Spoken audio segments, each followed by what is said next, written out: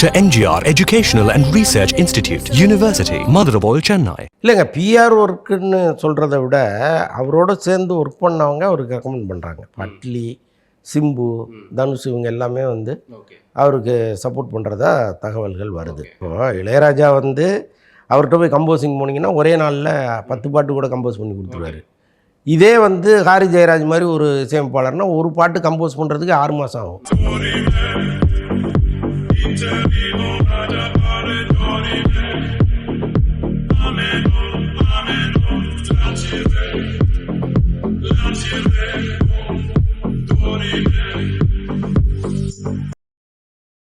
Sir, இந்த இசை வந்து இசையமைப்பாளர்கள்ல நீங்க வந்து அனிருத் அவர்களை சொல்லலாம், ஏஆர் ரஹ்மான் அவர்களை சொல்லலாம், இசைஞானி அவர்கள்.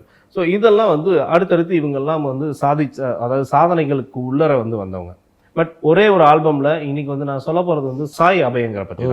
பட் கருப்பு படத்துக்கும் அவர் தான் வந்து மியூசிக் பண்ணியிருக்காரு. ஆனா இவருடைய பேரும் புகழும் வந்து எந்த படமும் வராததுக்கு முன்னாடியே இவ்வளோ விஷயங்கள் இருக்கு. பட் இதுக்கு வந்து சோசியல் மீடியாவில் ஒரு விஷயங்கள் சொல்லியிருக்காங்க. இதுக்கு யாரோ அவருக்கு வந்து பிஆர் ஒர்க் பண்ணிட்டு இருக்காங்க. ஸோ அது என்ன அப்படின்றது எங்களுக்கு தெரிஞ்சாகணும். இல்லைங்க, பிஆர் ஒர்க்குன்னு சொல்கிறத விட அவரோட சேர்ந்து ஒர்க் பண்ணவங்க அவருக்கு ரெக்கமெண்ட் பண்ணுறாங்க. பட்லி, சிம்பு, தனுஷ் இவங்க எல்லாமே வந்து அவருக்கு சப்போர்ட் பண்ணுறதா தகவல்கள் வருது. என்ன காரணம் அப்படின்னா அனிருத்தோடு இருந்தவர் அவர். இப்போ அனிருத்திட்ட ஒர்க் பண்ணவங்க இவர் அங்கே கம்போசராக இருக்கும்போது பார்த்துருக்காங்க இவர் எவ்வளோ பிரில்லியன்ட் அப்படிங்கிறத அவங்களால புரிஞ்சுக்க முடிஞ்சது. அப்போ வெளியில் வந்து இப்போ ஒரு பக்கம் அனிருத்து பயங்கர பிஸியாக இருக்கார். யார் அட்வான்ஸ் கொடுத்தாலும் அதுலேருந்து 6 மாதம் கழித்து தான் பாட்டே கொடுப்போங்கிறார். ஸோ அவ்வளோ பிஸியாக இருக்கார். இன்னொன்று வந்து வேர்ல்டு வைடு ஒரு நிறைய இசை நிகழ்ச்சிகள் நடத்திட்டு இருக்கார். இந்த கான்சர்ட்டுக்கு அவர் போகிறதுனால இங்கே ஃபுல் கான்சன்ட்ரேஷன் அவரால் பண்ண முடியல. ஸோ அப்படிப்பட்ட சூழ்நிலையில் இங்கே ஒரு பெரிய வெற்றிடம் ஒன்று உருவாகிட்டே இருக்குது. ஸோ அதை நிரப்பக்கூடிய தகுதியான ஒருத்தரை நம்ம தேடணும்னு நினைக்கும் பொழுது தான் அவர்கிட்ட கம்போசராக இருந்த சாய் அபயங்கரையே நம்ம கூப்பிட்டுக்கிட்டா என்னான்னு தோணுது. இப்போ அட்லி வந்து இப்போ 1000 கோடி பட்ஜெட்டில் ஒரு படம் ஒன்று பண்ண போகிறாரு. 1000 கோடின்னு சொல்கிறாங்க. அது வந்து முன்ன இருக்கலான்னு வைங்களேன். ஏன்னா இப்போ அவங்க இன்னொரு அவதார் மாதிரி எடுக்கணும்னு நினச்சி பண்ணுறாங்க அந்த இவரை வச்சு, அல்லு அர்ஜுனை வச்சு. ஸோ அந்த படத்துக்கே சாய் அபயங்கர மியூசிக் டைரக்டராக போடும்போது அதுதான் உச்சம். அப்போ அடுத்தடுத்து என்ன நினைப்பாங்கன்னா இவ்வளோ திறமை இல்லாத ஒருத்தர் அந்த படத்தில் போட மாட்டாங்கல்ல, அப்போ நம்மளும் போவோம்னு சொல்லிட்டு வந்துடுறாங்க வரிசையாக. இதுக்கு பல பேர் வந்து கோவப்படுறாங்க. முக்கியமாக வந்து சாம் சிஎஸ் மாதிரி இசையமைப்பாளர்கள்லாம் ஏன் அவருக்கு வந்து இவ்வளோ பெருசு பிஆர் பண்ணுறீங்க, இப்போ நாங்கள்லாம் இங்கே இல்லையான்னு அவர் கேட்குறாரு. பட்டு ஒவ்வொருத்தரும் யார் வேணும்னு முடிவு பண்ணுறதுக்கான சுதந்திரம் அவங்களுக்கு இருக்குது. நீங்கள் இங்கே இருக்கிறவங்கள விட்டுட்டு எதுக்கு புதுசாக ஒருத்தரை கூப்பிட்டு வரீங்கன்னு சொல்கிற உரிமை நமக்கு கிடையாது. இப்போ ஒன்றும் இல்லை, இங்கே நிறைய இசையமைப்பாளர்கள் இருக்காங்க. ஆனால் சாம் சிஎஸ்கிட்ட தான் போய் பின்னணி இசை பண்ணி கொடுங்கன்னு கேட்குறாங்க. அப்போ மற்ற இசையமைப்பாளர்கள் இதே சார்ஜை சாம் சிஎஸ் மேலே வச்சா அவர் பொறுத்து போகிற முடியாதுல்ல. அப்போ ஏதோ ஒரு இடத்துல திறமை இருக்குன்னு தானே போகிறாங்க. ஸோ அந்த மாதிரி தான் இதை நம்ம எடுத்துக்கணும். வெறும் திறமை இல்லாத ஒரு நபரை இவ்வளோ பெரிய இடத்துக்கு கொண்டு வந்து யாருமே வைக்க முடியாது, வச்சாலும் நீடித்து நிலைக்க முடியாது அவங்க, இல்லையா? இன்னொன்று ஏற்கனவே அவர் சில ஆல்பங்கள்லாம் இங்கே வெளியிட்டிருக்காரு. அதெல்லாம் பெரிய ஹிட்டு. அவருக்குன்னு ஒரு ஃபேன் ஃபாலோவர்ஸ் இப்போ உருவாக்கிட்டாங்க. அப்போ அவர் இப்படி வர்றதை வந்து யாருமே குறை சொல்வது அவ்வளோ நாகரிகமாக இல்லைன்னு தான் நான் பார்க்குறேன். ஓகே, இல்லை இப்போது ஒரு டைமில் பார்த்தீங்கன்னா அதாவது பாடகிக்கு ஏற்படக்கூடிய ஒரு பிரச்சனையை நம்ம சந்திச்சிருக்கோம். அண்டு இதுக்கப்புறம் வந்து பார்த்தீங்கன்னா இந்த இசையமைப்பாளர்களுக்குன்னு ஸோ இதுக்குன்னு ஒரு வரையறுக்கப்பட்ட ஒரு விஷயம் இருக்கா? அதாவது படங்கள் மொத்தமும் இப்போ நீங்கள் சொன்ன மாதிரி ஒரு 10 படங்கள் வந்து சாய் அபயங்கருக்கு கிடச்சிருக்கு. அனிருத்கே வந்து இன்னொரு 2 வருஷத்துக்கு அப்புறம் தான் ஒரு வாய்ப்பு அப்படின்ற ஒரு சூழல், ஒரு கேள்விக்குரிய இயல்புனா எப்படி இருக்கும்? இல்லைங்க, அவர் கெப்பாசிட்டியை தாண்டி ஒத்துக்க மாட்டார்ல. புரியுதா உங்களுக்கு? இப்போது இளையராஜா வந்து அவர்கிட்ட போய் கம்போசிங் போனீங்கன்னா ஒரே நாளில் 10 பாட்டு கூட கம்போஸ் பண்ணி கொடுத்துருவாரு. இதே வந்து ஹாரி ஜெயராஜ் மாதிரி ஒரு இசையமைப்பாளர்னா ஒரு பாட்டு கம்போஸ் பண்ணுறதுக்கு 6 மாதம் ஆகும். அப்போ அவங்களுக்கான அந்த பொட்டன்ஷியல் இருக்குல்ல, அந்த பொட்டன்ஷியல் இவருக்கு நிறைய இருக்குது. அவ்வளோதான். சாய் அபயங்கர் எப்படி 6 படத்தை ஒரே நேரத்தில் ஒத்துக்க முடியுதுன்னா முடிகிறதுனால ஒத்துக்கிறாரு. என்னால் முடியாதுன்னா நான் எப்படி ஒத்துக்க போகிறாங்க, இல்லையா? ஸோ அப்போ அவர் படங்கள் வந்து ஒருவேளை அவருடைய பாட்டு என்னையா இப்படி கொண்டாடினீங்க, பாட்டு கேட்குறதுக்கு சகிக்கல அப்படின்னு யாராவது சொன்னாங்கன்னு வைங்களேன், அன்றைக்கி நம்ம இதை பற்றி பேசலாம். அப்போ எல்லோரும் சேர்ந்து அவரை ப்ரொமோட் பண்ணியிருக்காங்க, அவருக்கு பேசிக்கலாகவே தகுதி இல்லை அப்படின்னு நம்ம பேசலாம். அப்படி வரும்போது பார்ப்போம். ஓகே ஓகே ஓகே இதை தொடர்ந்து சூர்யா அவர்களுடைய பர்த்டே வந்து எப்படி வந்து செலிப்ரேட் பண்ணியிருக்காங்க. இது ரசிகர்களுடைய ஒரு வித்தியாசமான ஒரு விஷயங்கள். சூர்யா சூர்யா சூர்யா அப்படின்னு ஒரு சவுண்டை வந்து எங்கேயுமே எங்கே எடுத்தாலும் ஒரு க்ரௌடில் பார்க்க முடிஞ்சது. இதை பற்றி சொல்லுங்கள். ஆக்சுவலாக அவர் இந்த பிறந்த நாளுக்கு சென்னையில் இருந்தார். அவருடைய ரசிகர்கள் வீட்டு வாசலில் திரண்டு அவர் ஃபோட்டோ எடுத்ததெல்லாம் நம்ம பார்த்தோம். இதை தாண்டி பல்வேறு ஊர்களில் இருக்கிறவங்க வழக்கம் போல் ரத்த தானம் பண்ணியிருக்காங்க, நிறைய இந்த அன்னதானம் பண்ணியிருக்காங்க, அப்புறம் இந்த மருத்துவ உதவிகள்லாம் நிறையா பண்ணியிருக்காங்க. அவங்கவுங்க சக்திக்கேற்ப அவங்க செலவு பண்ணியிருக்காங்க. இந்த முறை சிவகுமார் வந்து கேள்விப்பட்டு இனி அங்கங்கே பசங்க அவங்க செலவு பண்ணியிருக்காங்க, சூர்யாட்ட வாங்கி கொடுங்க ஏன்னா இந்த ரசிகர் மன்ற தலைவர்கிட்ட சொன்னாரா, ஏன் பசங்க கஷ்டப்பட்டு பண்ணியிருக்கான், எல்லாம் சூர்யாட்ட இந்த பணத்தை வாங்கி எல்லாருக்கும் கொடுங்க அப்படின்னு சொல்லியிருக்காரு. ஸோ அந்தளவுக்கு ரொம்ப சூர்யாவுடைய பர்த்டேவை ரொம்ப அவங்க பர்த்டே மாதிரி கொண்டாடியிருக்காங்க. Okay okay sir. வெற்றிமாறன் அவர்களுடைய உதவி இயக்குனர்கள் பொதுவாக வந்துட்டு ஒரு மிகப்பெரிய இயக்குனர், அந்த இயக்குனர் கீழே ஒர்க் பண்ணக்கூடியவங்க இன்னும் அதோடைய அப்கிரேடாக என்ன மாதிரி படங்களை வந்து வேறு இடத்துக்கு நம்ம எடுத்துகிட்டு போகணும் அப்படின்ற ஒரு நல்ல ஒரு கருத்துக்கள் படமே கொடுப்பாங்க. இதில் வந்து வெற்றிமாறன் படத்தில் பேட் கேர்ள் அப்படின்ற படத்துக்கு அவர் ப்ரொடியூஸ் பண்ணுறாரு. இதுக்கு வந்து அப்போ இருந்தே சில சர்ச்சைகளை வந்து கிளம்பிட்டு இருக்கு. பட் இப்போ அதில் வந்து டீசரை வந்து நீக்குங்க அப்படின்ற ஒரு பிரச்சனையை வந்து ரொம்ப காலமாக அதை பற்றி பேசிகிட்டு இருந்தாங்க. இப்போ அது என்ன சூழலில் இருக்குது சார்? அதான் அந்த படமே முடக்கப்படுகிற அபாயம், வர்ஷான்னு வர்ஷா பரத் பண்ண படம். அது வந்து அந்த பெண் சுதந்திரத்தை பற்றி பேசுகிற படம். ஆனால் பெண் சுதந்திரம்ங்கிற பேரில் ரொம்ப இந்த அடுத்த ஜென்ரேஷனை பயங்கரமாக கெடுக்கக்கூடிய வகையில் கருத்துக்கள் அதில் இருக்குது. ஏன்னா அவங்க வெளியிட்ட டீசர்லேயே பல முரண் இருக்குது நமக்கு அப்படின்லாம் சோசியல் மீடியாவில் எதிர்ப்பு குரல்கள் வந்துச்சு. அந்த படத்தையே முடக்கணும் அப்படிங்கிற அளவுக்கு குரல்கள் வந்துச்சு. இருந்தாலும் அந்த பெண் வந்து உலக சினிமாவுக்கெல்லாம் அதை அனுப்பி நிறைய இடங்களில் அந்த படத்துக்கு பாராட்டுகள்லாம் வாங்கிட்டாங்க அவங்க.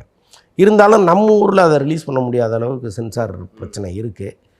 மிஷ்கின் கூட ஒரு மேடையில் சொன்னார், இது மாதிரிலாம் வந்து ஒரு படைப்பு சுதந்திரத்தை நீங்கள் நசுக்கக்கூடாது, அது என்ன கருத்து அதில் ஏதாவது முன்ன இருந்ததுன்னா நீங்கள் வந்து விமர்சனம் பண்ணுறதுக்கு உரிமை உண்டே தவிர படத்தை முடக்குவதுங்கிறது சரியாக இருக்காது, அதனால் அது என்னென்னு பாருங்கள்லாம் சொல்லியிருந்தார். நான் என்ன சொல்கிறேன்னா, அந்த கருத்தை மக்கள்கிட்ட விட்டுறணும். அது மக்கள் வந்து அது வேணுமா வேணாமான்னு முடிவு எடுத்துப்பாங்க. ஏன்னா ஏற்கனவே இங்கே நிறைய ஆபாச படங்கள் வந்துச்சு. இப்போ இருட்டரளி முரட்டு குத்து மாதிரி, அப்புறம் என்ன குவாட்ரா என்ன படம் 90 mlன்னு ஒரு படம். ஸோ இந்த மாதிரி படங்கள்லாம் இங்கே வந்துச்சு. அந்த படங்களை எல்லாம் அந்த மக்கள் புறக்கணிச்சாங்க. ஸோ அதனால் அதுக்கப்புறம் அந்த படங்கள் வராமல் போச்சு. அந்த மாதிரி டைப்பான படங்கள் இங்கே வரல. நான் என்ன சொல்கிறேன், முடிவை மக்கள்கிட்ட விட்டுட்டிங்கன்னா அவங்க பார்த்துட்டு இது வேணும் வேணாங்கிற முடிவை எடுத்துக்க போகிறாங்க. அதாவது சென்சார்லேயே நீங்கள் இந்த படத்தை நாங்கள் முழுக்க தடை பண்ணுறோம், இது வேண்டாம் விடவே மாட்டோம்னு சொல்கிற அளவுக்கு அதில் என்ன பெரிய கருத்து, மோசமான கருத்து இருந்துற போது. சென்சாருக்கு அதிகாரம் உண்டு, சில இடங்களில் மியூட் பண்ணலாம், சில இடங்களில் கட் பண்ணலாம். அது வரைக்கும் பண்ணிவிட்டு அந்த படத்தை ரிலீஸ் பண்ணுறது தான் சரியாக இருக்கும். அதை விட்டு மொத்த படத்தையுமே முடக்கணுங்கிற அளவுக்கு போகிறது சரியாக இல்லை. பட் அவங்களும் அந்த படத்தை எடுத்து வச்சுட்டு ரொம்ப காலமாக வெயிட் பண்ணிகிட்டு இருக்காங்க. அது ரிலீஸ் பண்ணுறது தான் சரியாக இருக்கும். Okay okay. அப்போது அந்த அளவுக்கு ஒரு புரட்சிகரமான ஒரு படமாக இருக்கும். ஏன்னா நிறைய விஷயங்களை டார்க் சைடில் நடந்த விஷயங்களை அது வெளிப்படுத்தும் பொழுது நிறைய பேருக்கு விழிப்புணர்வும் இருக்குது. ஸோ இதனால் திருந்துறவங்க நிறைய பேர் வாய்ப்பு இருக்குன்றது இந்த விஷயத்தில் நம்ப முடியுது. ஸோ பார்ப்போம், அந்த படம் வரும்போது நம்ம என்னென்னு பார்த்துக்கலாம் சார். சார் இப்போ வந்து ஒரு இயக்குனர் நடிகராக மாறுறாங்க. இந்த மாதிரி நிறைய விஷயங்கள் இப்போ பார்த்துட்டிங்கன்னா ஏதோ ஒரு முக்கியமான கதாபாத்திரம், அப்பா கதாபாத்திரமாக இந்த இயக்குனர் வந்து இவரை வந்து அப்பா கேரக்டர் போடுவான், மாமனார் கேரக்டர் போடுவான், இல்லை வில்லனா போடுவோம் அப்படின்ட்டு. பட் இதில் வந்து எஸ்.ஜே. சூர்யா ஒரு கலக்கிட்டார். இப்போ அவர் மீண்டும் வந்து கில்லர் அப்படின்ற படத்தின் மூலமாக இயக்குனராக மாறுறாரு. ஏற்கனவே வந்து அவர் இசைன்னு ஒரு படத்தில் வந்து தன்னுடைய தனித்துவத்தை இன்னும் இசையை வந்து எப்படியெல்லாம் அவரே பண்ணியிருக்கிறதுக்கான ஒரு வாய்ப்பும் கொடுத்துருந்தார். இந்த படத்துடைய அப்டேட் என்ன மாதிரி இருக்குது? இசைப்படம் வந்து ஏஆர் ரஹ்மான் இளையராஜாவுடைய கதைன்னு சொன்னாங்க. நீங்கள் அதை பார்க்கும்போதே புரிஞ்சுக்கும் யார் இது ரெண்டு பேரும் அப்படின்ட்டு. ஸோ அன்றைக்கி வந்து ஒரு சின்ன சின்ன விமர்சனங்கள் இருந்துச்சு அந்த படம் பற்றி. பட் அது பெருசாக போகலை. ஆனால் கில்லர் படத்தை பொறுத்தளவுக்கு அவர் வந்து நீண்ட கால கனவு படமாக அதை வச்சுருக்கிறார். இந்த கில்லர் படத்தை அது வந்து ஒரு பெரிய பட்ஜெட்டில் எடுக்க வேண்டிய படம். அதற்காக அவரே வந்து பல படங்களில் நடித்து பணத்தை சேர்த்து இன்றைக்கி அதை எடுக்கிறதுக்கு தயாராகிட்டார். அவருடைய எண்ணம் வந்து நம்ம நடிகராக இங்கே நிலச்சி நிற்கணுங்கிறது தான்.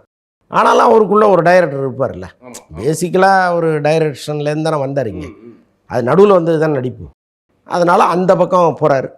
போயிட்டு ஒரு வேளை அது ஹிட் ஆச்சுன்னா தொடர்ந்து அவரே நடித்து அவரே இயக்குவாரா அல்லது வந்து இயக்கத்தில் மட்டும் கான்சன்ட்ரேட் பண்ணுவாராங்கிறதெல்லாம் தெரியல. பட் கில்லரை பொறுத்தளவுக்கு அவருடைய கனவு படம். Okay okay okay okay. இன்னும் இவருக்கு அடுத்தடுத்த ப்ராஜெக்ட்லாம் என்னென்ன மாதிரி இருக்குது சார்? நிறையங்க. இப்போ அதாவது எப்படி விஜய் சேதுபதி வந்து ஒரு பேன் இண்டியா ஸ்டாரோ அந்த மாதிரி எஸ்ஜே சூர்யாவும் ஒரு பேன் இண்டியா ஸ்டார். ஓகே. இங்கே தமிழில் ஒரு பெரிய நடிகர்களாக இருந்தால் கூட மற்ற லாங்குவேஜ்லேயும் அவங்களுக்கான பெரிய இம்பார்ட்டன்ஸை கொடுக்குறாங்க. அப்படி இது வந்து எல்லாருக்குமே அமையாது, கொஞ்சம் பேருக்கு தான் அமையும். அதில் எஸ்ஜே சூர்யா முதலிடத்தில் இருக்கார். அவருக்கு ஒன்றும் இல்லை. இப்போ நாங்கள் வந்து லக்னோன்னு ஒரு ஊருக்கு போயிருந்தோம். இந்த படம் கேம் சேஞ்சர் படத்தினுடைய இதுக்கு ஒரு ப்ரொமோஷன் நிகழ்ச்சிக்கு போயிருந்தோம். ஒரு தியேட்டரில் அந்த நிகழ்ச்சி நடந்துச்சு. அங்கே ஃபுல்லாக ஹிந்தி பேசுகிற இளைஞர் கூட்டம். அது சரி. அந்த ராம்சரனு கூட அவ்வளோ கைத்தட்டலாம் இல்லை. எஸ்ஜே சூர்யா வந்து மைக்கை பிடிச்சாரு. எவ்வளோங்கிறீங்க, அப்புறம் கொஞ்ச நேரம் விசில் அடிச்சுட்டே இருக்காங்க. எனக்கு ரொம்ப ஆச்சரியமாக இருந்துச்சு. நம்ம தமிழ் தெலுங்கை தாண்டி இவர் என்ன நார்த்தில் போய் இவர் யாருக்கு தெரியும்னு நினச்சிட்டு இருந்தா அவ்வளோ பெரிய ரசிகர் கூட்டம் அவருக்கு. அப்போ அவருடைய கோல் வேற இருக்குது. டைரக்ஷனில் இப்போ இந்த கில்லரை எப்படியாவது பெரிய இடத்துக்கு கொண்டு வந்துடணும்னு நினைக்கிறாரு.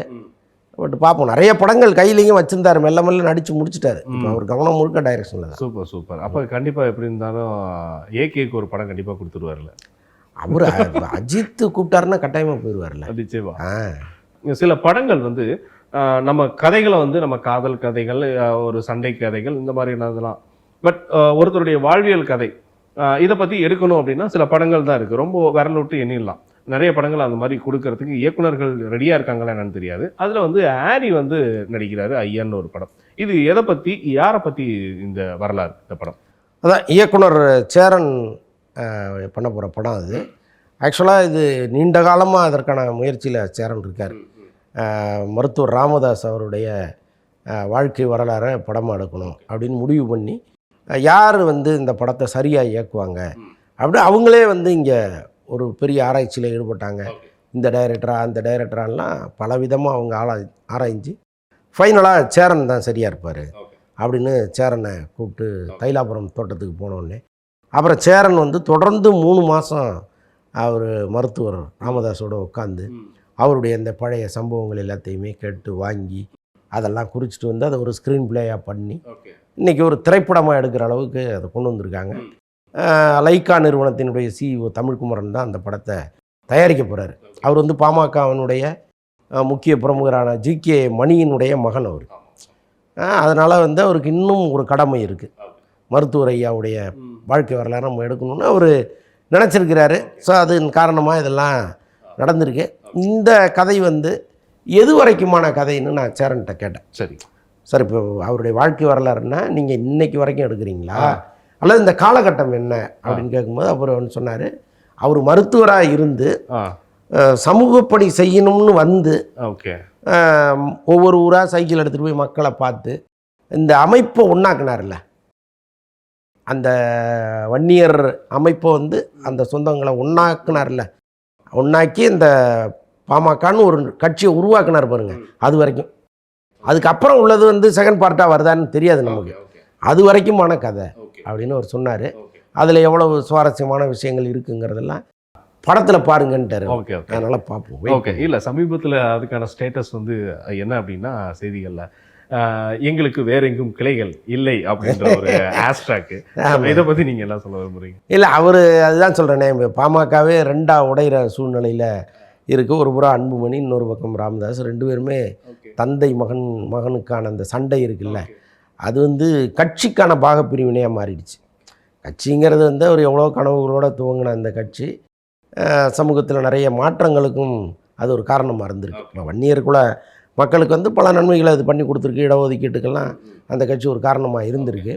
இன்றைக்கி வந்து தன் மகனே தன்னை வந்து மதிக்கிறது இல்லைங்கிற ஒரு வருத்தம் அவர் பெரியவருக்கு இருக்குது. ஸோ அது வந்து ஏதோ ஒரு நாள் குடும்ப சண்டையாக அது போயிடும், சொந்தங்கள்லாம் உட்காந்து பேசி சரி பண்ணுவாங்கன்னு பார்த்தா அது நாளுக்கு நாள் விரிசல் விட்டுக்கிட்டே இருக்குது. இன்றைக்கி ரொம்ப எக்ஸ்ட்ரீமாக போயிருச்சு.